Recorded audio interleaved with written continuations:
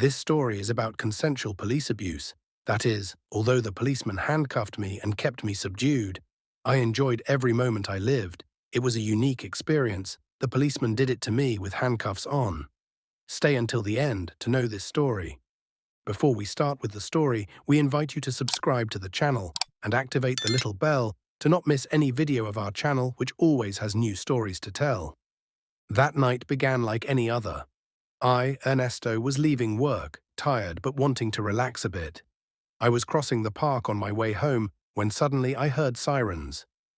I didn't pay much attention to them at first. The city always had some kind of background noise. But as I heard a car slam on the brakes, the situation became clearer. 2 police cars were parked close to where I was walking. At that moment, I felt a strange pressure in the air. I looked towards the policemen who began to approach.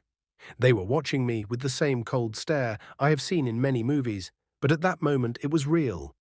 I didn't understand what was happening, but I knew I didn't have to be a part of it. "Can I help you?" I asked, my tone calm, but internally my heart was pounding. The policemen didn't respond right away, they just looked at me intently. One of them, the tallest one, with dark hair and an imposing attitude, stepped forward. "We need to do a search, sir," he said in an authoritative voice. I didn't know what to think. I was completely confused. "Record of what?" I asked, trying to remain calm as the situation became more tense. "Wait a minute, are you liking the video so far? If so, leave us a like and subscribe. The story just keeps getting better and better. Let's keep going." "Come on, don't complicate things," he ordered me without any kind of explanation. At that moment, one of the officers grabbed my arm and did so with such firmness that I couldn't help but flinch. "I don't know what's going on, but this is a mistake," I tried to argue, but he ignored me. Before I could react, I was shoved against the patrol vehicle and placed in handcuffs. The sensation of the handcuffs tightening around my wrists was terrifying. I could feel the cold metal, but what really paralyzed me was the humiliation of being there, of being treated as if I were a criminal without knowing why. The tall policeman, who seemed to be the leader, started going through my belongings without saying a word. The air was heavy, and fear enveloped me. Why me? Why me? Why me? As I was put in the patrol car, I felt a knot in my stomach. I didn't want to. I couldn't understand what was happening. I had committed no crime. I was doing nothing wrong. However, the weight of the metal on my wrists made me feel completely helpless. As the car drove through the dark streets of the city, I felt trapped, more than physically, emotionally. The officers did not speak. Only the sound of the engine and the noise of the traffic broke the silence. Everything was confusing. My mind was trying to process the situation, but I couldn't find answers. The patrol car finally stopped in front of a police station. The officers abruptly made me get out. The room was cold and desolate, and a musty smell filled the air. They pushed me into a chair without much finesse, and left me there for what seemed like an eternity. As we waited, I watched the officer standing in front of me, the same one who had handcuffed me. There was something in his gaze, something I didn't quite understand. Despite the sternness of his attitude, there was a shadow of curiosity, interest. A few minutes passed before he decided to speak to me. "Do you know why you're here?" he asked, breaking the awkward silence. My response was almost automatic. "I have no idea." "Why am I being detained?" He stared at me, his blue eyes intense and determined. At some point, however, his lips curved in a subtle way, as if he was evaluating what to say. "Let's do one thing, Ernesto," he said, using my name for the first time. My surprise was immediate. He hadn't told me my name before. "I'm going to show you something, and if you cooperate, everything will be resolved quickly," he continued. I didn't know if I could trust him, but fear made me hesitate. Before we continue, we invite you to give us a like and subscribe to the channel for more content like this. This channel would be nothing without your support. Let's keep going. The policeman led me down a long hallway to a room where there were several screens. The walls were lined with monitors, and more policemen paced back and forth. The tall man, whose name I later learned was Samuel, made me sit in front of a screen. On it, they showed a recording.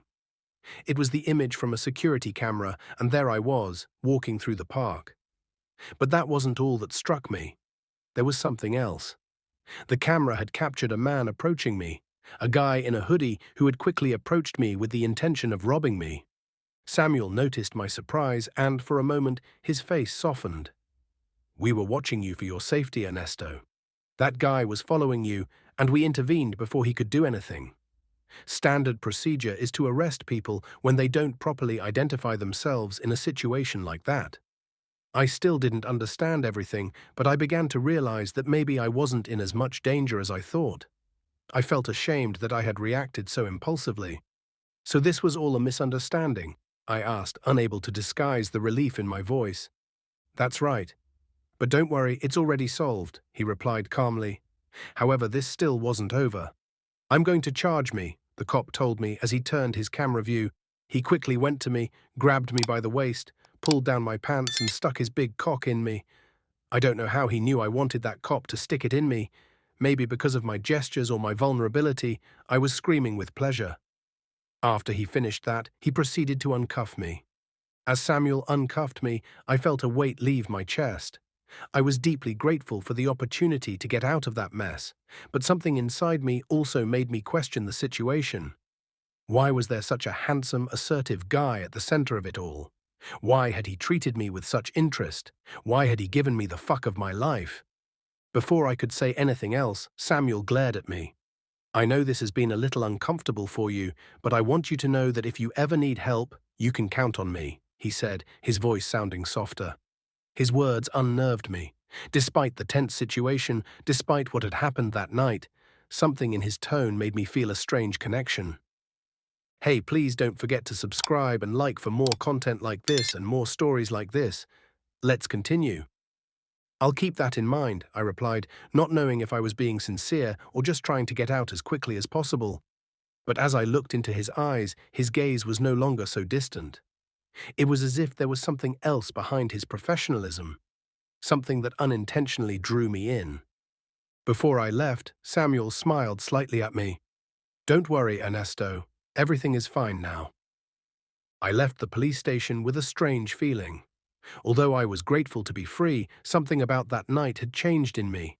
My heart was beating faster than usual, and even though it had been a misunderstanding, I couldn't help but think about Samuel.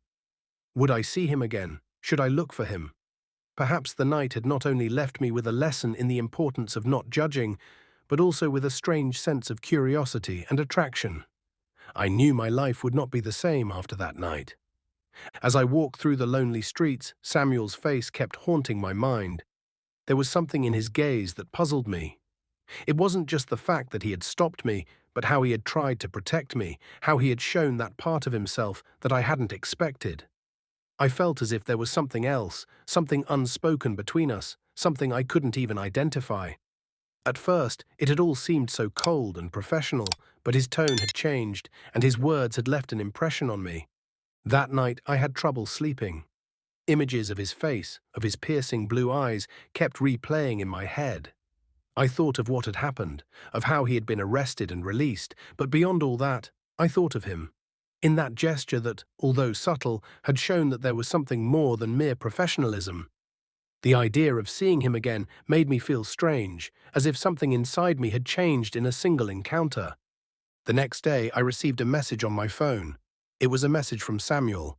"If you ever need to talk or anything, you know where to find me." The message didn't say much, but it was enough to arouse a mixture of excitement and surprise in me. I couldn't help but smile, wondering if there was a reason behind his contact. Maybe this was just the beginning of something unexpected, something neither he nor I had anticipated that night. That's all. If you liked the story, leave us a comment telling us your ideas or your stories.